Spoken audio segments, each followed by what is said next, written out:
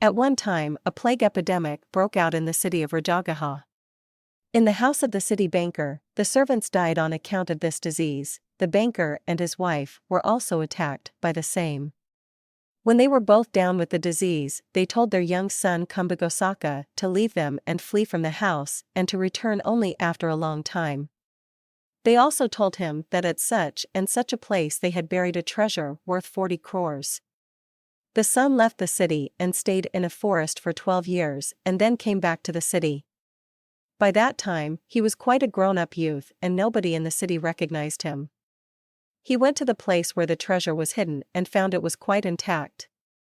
But he reasoned and realized that there was no one who could identify him, and that if he were to unearth the buried treasure and make use of it, people might think a young poor man had accidentally come upon buried treasure, and they might report it to the king.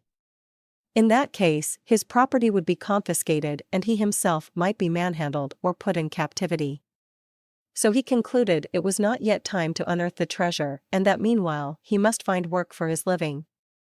Dressed in old clothes, Kumbagosaka looked for work. He was given the work of waking up and rousing the people to get up early in the morning, and of going round announcing that it was time to prepare food, time to fetch carts and yoke the bullocks. One morning, King Bimbisara heard him. The king, who was a keen judge of voices, commented, "This is the voice of a man of great wealth." A maid, hearing the king's remark, sent someone to investigate. He reported that the youth was only a hireling of the laborers. In spite of this report, the king repeated the same remark on 2 subsequent days. Again, inquiries were made, but with the same result. The maid thought that this was very strange, so she asked the king to give her permission to go and personally investigate. Disguised as rustics, the maid and her daughter set out to the place of the laborers. Saying that they were travelers, they asked for shelter and was given accommodation in the house of Kumbagosaka just for one night. However, they managed to prolong their stay there.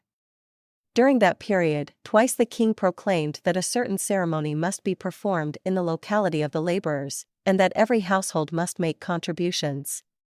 Kumbagosaka had no ready cash for such an occasion. So he was forced to get some coins from his treasure. As these coins were handed over to the maid, she substituted them with her money and sent the coins to the king. After some time, she sent a message to the king asking him to send some men and summon Kumbagosaka to the court.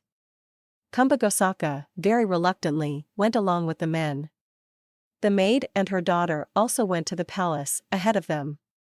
At the palace, the king told Kumbagosaka to speak out the truth and gave him assurance that he would not be harmed on this account.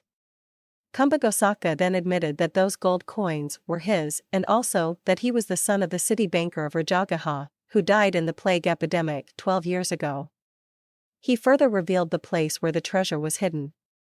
Subsequently, all the buried treasure was brought to the palace. The king made him a banker and gave his daughter in marriage to him. Afterwards, taking Kumbagosaka along with him, the king went to the Buddha at the Velluvana monastery and told him how the youth, though rich, was earning his living as a hireling of the laborers, and how he had appointed the youth a banker. If a person is energetic, mindful, pure in his thought, word and deed, and if he does everything with care and consideration, restrains his senses, earns his living according to the law, Dhamma, and is not unheedful, then the fame and fortune of that mindful person steadily increase.